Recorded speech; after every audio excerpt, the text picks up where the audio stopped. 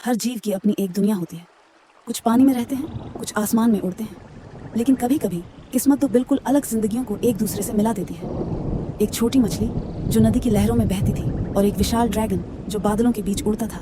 दो ऐसे जीव जिनका मिलना नामुमकिन था, लेकिन एक दिन उनकी मुलाकात ने सब कुछ बदल दिया। छोटी मछली हमेशा से नदी में रही थी, यही उसकी दुनिया थी। पत्थरों के बीच तैरना, लहरों के साथ बहना।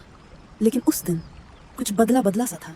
अचानक पानी के ऊपर एक विशाल परछाई मंडराने लगी, इतनी बड़ी कि पूरी नदी पर उसका साया पड़ गया।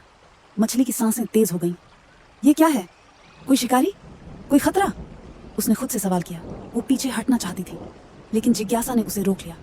उसने धीरे धीरे ऊपर देखा और पहली बार उसे वो दिखाई दिया। एक उड़ता हुआ राक्षस नहीं, एक ड्रैगन। ड्रैगन हवा में तैर रहा था। उसकी सुनहरी त्वचा सूरज की रोशनी में चमक रही थी।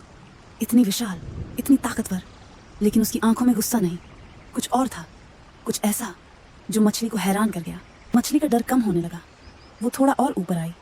ड्रैगन ने भी अपना सिर झुकाया, जैसे वो उसे ध्यान से देख रहा हो। डरो मत, ड्रैगन ने धीरे से कहा।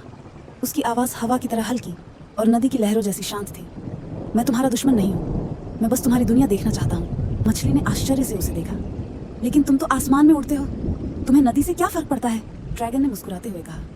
क्योंकि मैं हमेशा ऊपर से नीचे देखता हूँ और सोचता हूँ पानी के नीचे की दुनिया कैसी होगी। मछली को पहली बार लगा कि शायद दोस्ती सिर्फ एक जैसी दुनिया वालों से नहीं होती।